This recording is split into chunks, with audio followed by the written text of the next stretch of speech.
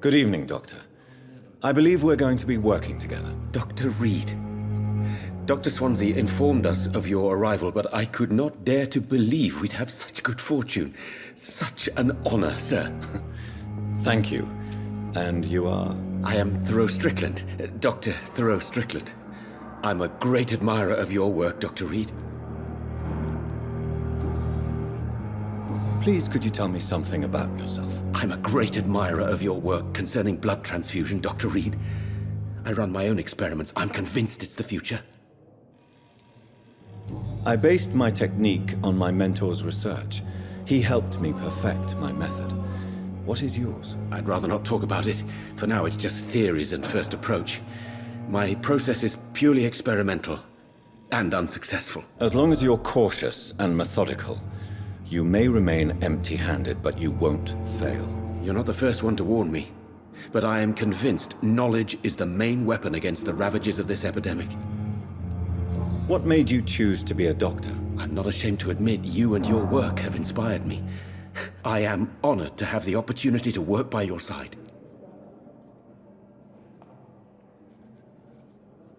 It's always a pleasure to share scientific and medical knowledge with someone eager to learn. I'll be glad to help you if I can. This epidemic may be the century's most terrible disaster, but I'm convinced that we, as doctors, are the only ones able to defeat it.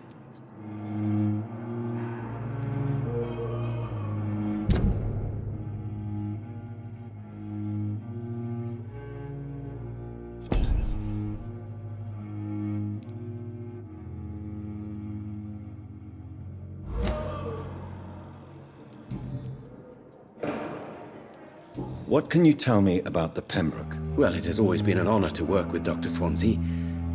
But with your arrival, I can't think of a better opportunity to learn about blood transfusion.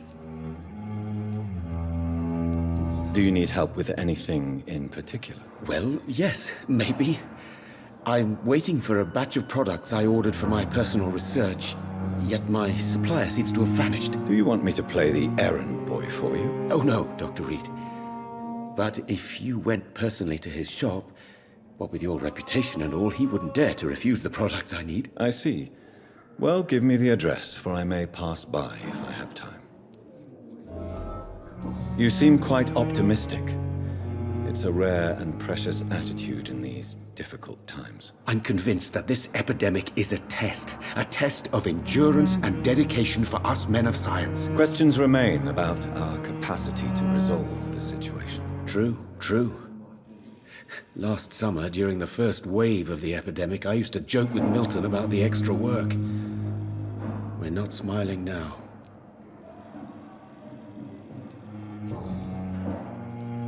What do you think of Dr. Ackroyd's aversion to modern medical methods? It's a shame he's so narrow-minded. Dr. Swansea taught me that science is about exploring uncharted territory. I'm convinced that's true. With the influenza and all that's going on, you should put your differences aside, don't you think? Why is it so difficult to work together? I believe that if Dr. Ackroyd had been the one to discover the transfusion process, he would be the first to recommend its use. So you believe it's just a question of jealousy and pride? Dr. Ackroyd is as proud as he is blinded by his obsolete concept of medical science.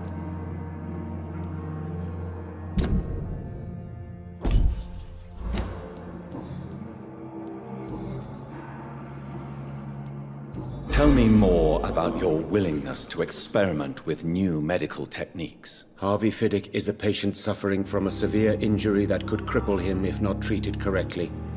I'm convinced your blood transfusion technique could help him. What is it you really want? To save him, or to prove your point? Fair question. I want nothing but to save my patient, Dr. Reed. Especially since I know Mr. Fiddick's story.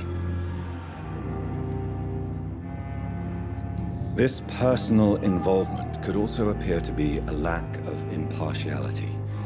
You must know that a good surgeon must remain neutral. I agree. But that does not excuse Dr. Ackroyd's behavior, a man who did not even take time to converse with his patient. Do you think keeping his distance was a mistake? All I know is that I'm taking care of human beings with desires, hopes, and fears. Not some biological machine comprised of blood, bones, and flesh. Tell me Mr. Fiddick's story. Our first diagnosis was compromised because Mr. Fiddick lied to us about the real origin of his injury. He first claimed it was an accident. But why would he hide such crucial information from us? Because he is a proud father, ashamed of putting his children at risk because of his own negligence.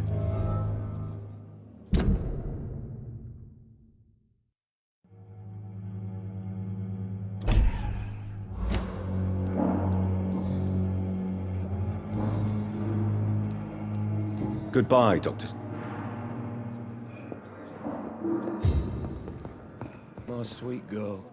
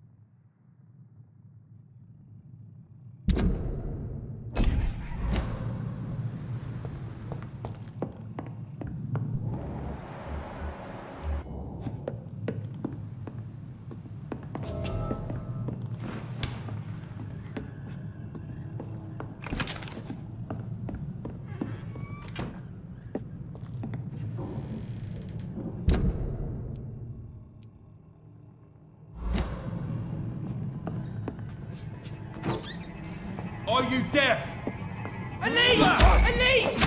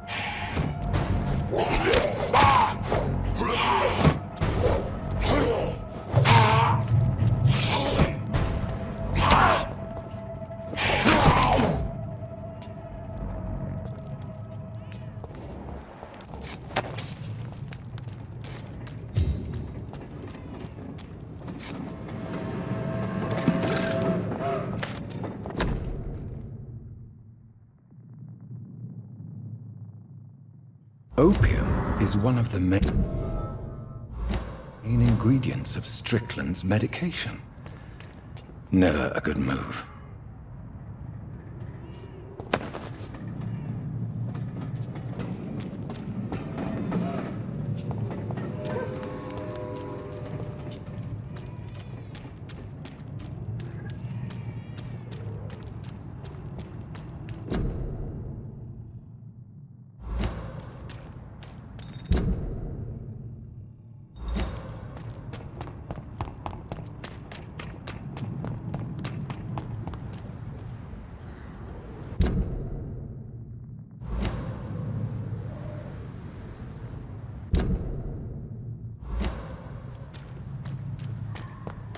Die, vermin!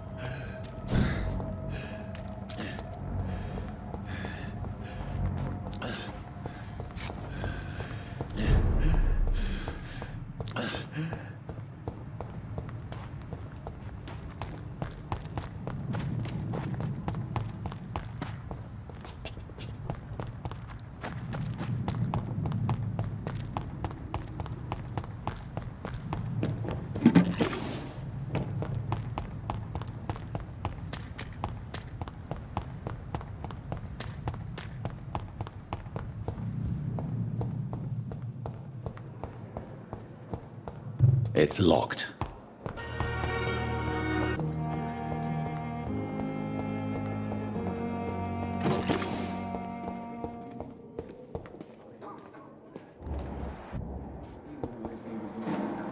Good evening, Dr. Strickland. And good evening to you, Dr. Reed. Can I be of any help?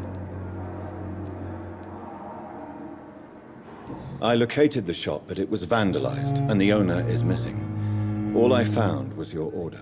I was afraid of such bad news. People are so desperate they're ready to burgle a shop for drugs. That's quite a list you ordered. Opium, sodium hypochlorite. It can't be just headaches you're trying to cure. This dreadful influenza, of course. I already ran some tests on hopeless cases. Without success, I must admit. Do you realize you could create a lethal poison without the correct dosage? Then there are the legal ramifications. Is this not true of any medical substance, Dr. Reed?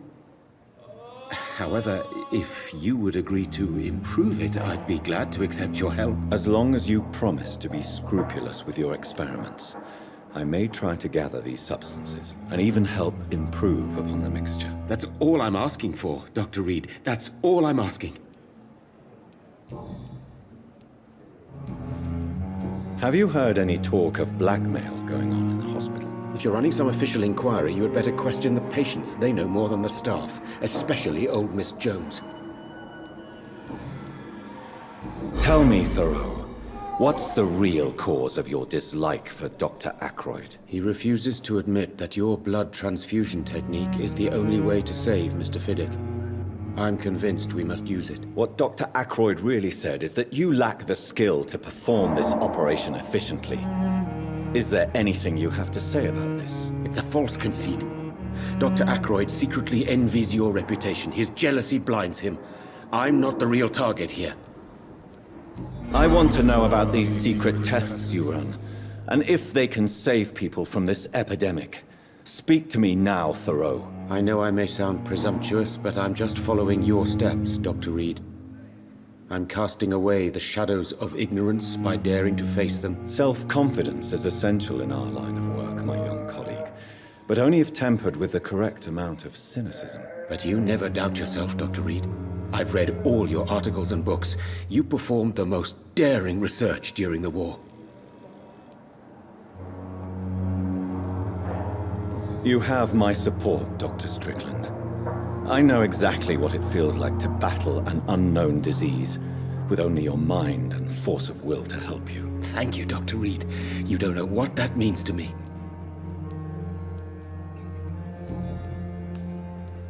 Goodbye, Dr. Strickland. I can't let Strickland put his patients at risk with opium. Perhaps an adjusted formula will deliver more of a placebo effect.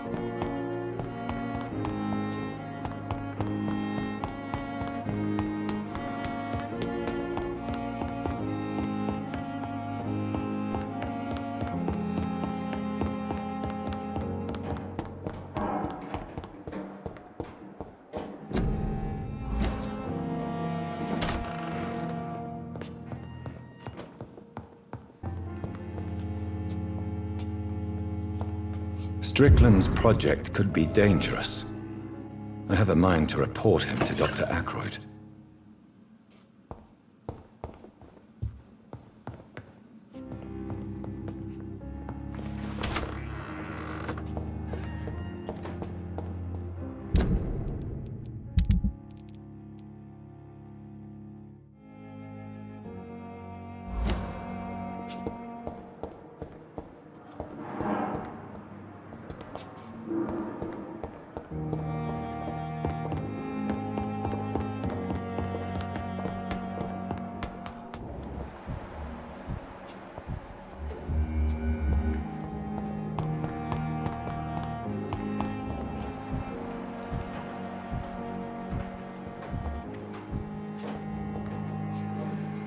Good evening, Dr. Strickland. And good evening to you, Dr. Reed.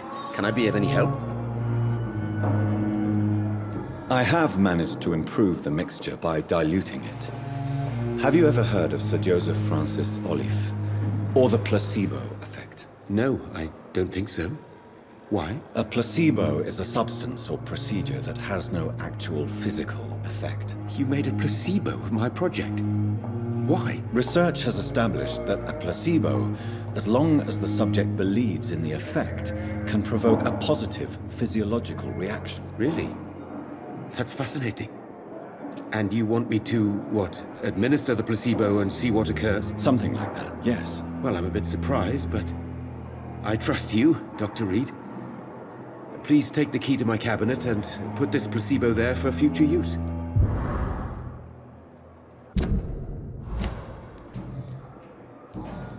Goodbye, Doctor.